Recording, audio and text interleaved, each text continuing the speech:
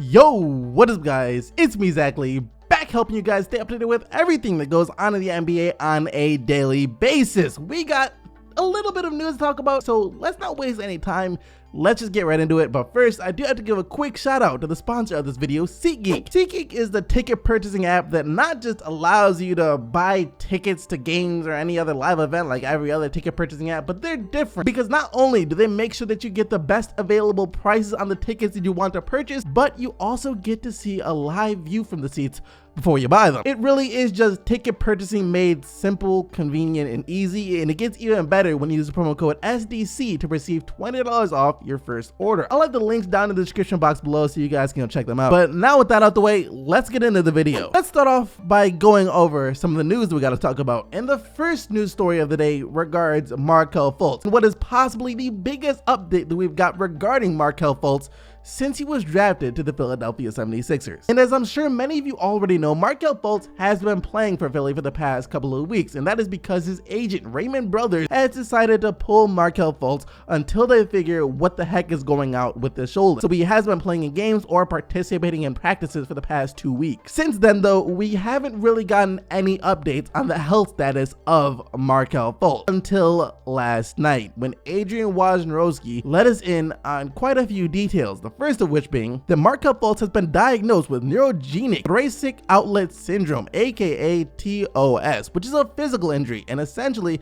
it affects the nerves between the neck and the shoulder, resulting in abnormal function, movement, and range of motion that severely limits the ability of Markelle Fultz to shoot a basketball. But this condition is treatable via physical therapy. And that wasn't the only update that we got on the Markelle Fultz situation. We also got one from his agent, Raymond Brothers, that was once again brought to us by Adrian Wojnarowski when he tweeted out, "People were saying it was a mental problem, and it's not. There's no way you're the #1 pick in the world and all of a sudden you aren't able to consistently raise your arms to shoot. Something is physically wrong." Now we have the answer to that problem. And we also got more reports saying that Fultz will be out indefinitely for the Sixers as he begins his rehab process. However, there is optimism that he can return within the next 3 to 6 weeks. So this should by no means be a season-ending thing. Now that you guys have all of the facts and know what is going on with Markelle Fultz though, here's my initial reaction to all of this. What the heck? Seriously, what the heck? Now, according to Google, TOS isn't a very common thing at all, as there are fewer than 200,000 cases of TOS per year in the US. But if you have a very severe case of TOS, then it might require surgery. But seeing as to how Markelle Fultz just has to rehab for the next 3 to 6 weeks,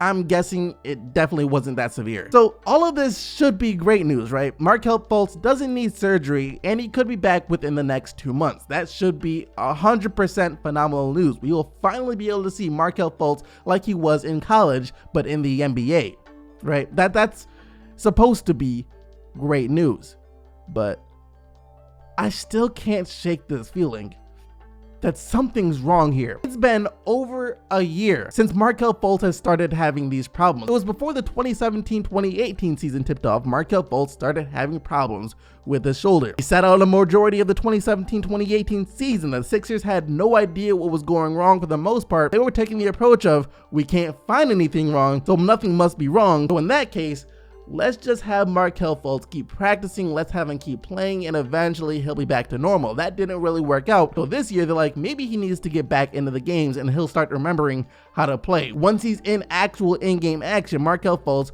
will start to look like the Markelle Fultz that we thought we were getting when we drafted. That's the approach the Philadelphia 76ers were taking to the situation. And if it weren't for Fultz's agent, this most likely still would have been the approach that the Philadelphia 76ers were taking. Markelle Fultz never would have gone to rehab. Markelle Fultz maybe never would have been back to Markelle Fultz as long as he was with the Philadelphia 76ers and was listening to their medical team. And that's what I want to talk about right now, the Philadelphia 76ers medical team. This medical team needs to be disbanded. This medical team needs to be removed of their medical license, their ability to practice. This medical team shouldn't be able to diagnose anyone with anything. I don't care what I have, if it's a common flu. I'm not trusting the Philadelphia 76ers medical team to tell me anything, because they have had a track record of doing the exact same stuff like this over the past few years. With each and every last single one of the Philadelphia 76ers first round draft picks over the past few years, the Philadelphia 76ers medical team has found some way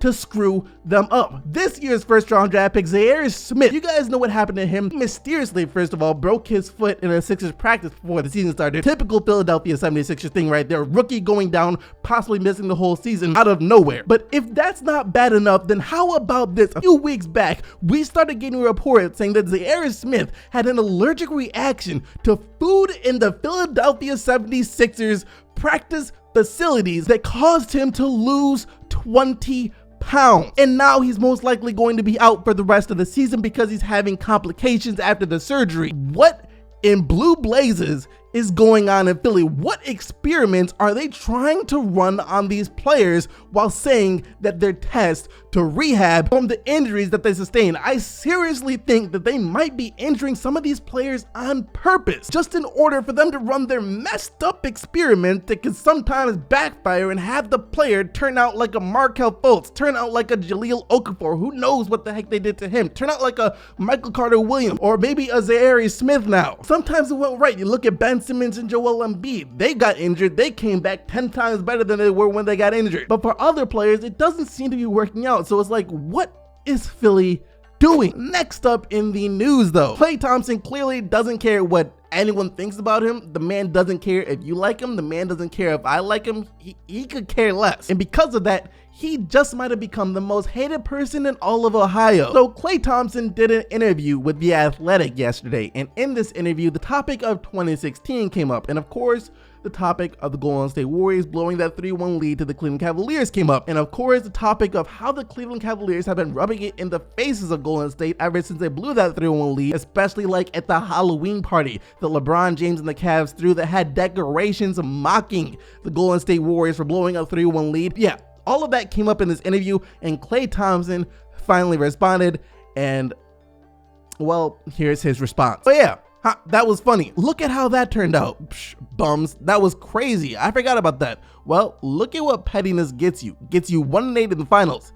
Idiots. And when Klay Thompson says 1-8, he's not referring to the Cavs winning one NBA championship and losing in the finals 8 times, because we all know that's not accurate. What he's talking about is since then, the Cavs only beat the Warriors once in the NBA finals and lost 8 times, hence the 1-8 record. That being said, I can for sure see how some fans might take this the wrong way. Some fans might feel some type of way about this, specifically LeBron James or Cleveland Cavaliers fan. Yeah, you're guys gonna hate Klay Thompson for this, but me personally, I love it. Now, Klay Thompson isn't one of my favorite players. I'm not a Warriors fan, but at the same time, I love beef in the NBA. I love the trash talk. I love when players and teams have feuds. It makes the games that much more entertaining to watch when there's bad blood between some of the players or the entire team. It's a great thing for the NBA if you were to ask me. And that's why people like me who do enjoy the trash talk, enjoy the beef, they looked at this and they found it to be freaking hilarious. But once again, I can see why, if you're a Cleveland Cavaliers fan or a LeBron James fan, how this would definitely rub you the wrong way. And now for what will be our final story of the day. Hassan Whiteside and the Miami Heat still aren't getting along very well. So yesterday, in Miami's loss to the Orlando Magic, Hassan Whiteside was benched for the 4th quarter, and we all know that Hassan Whiteside doesn't necessarily like being benched, and this time he made that known perfectly clear as he walked out of the team before the game was even over. No injury, no bathroom break. He just decided to clock out. Hassan Whiteside.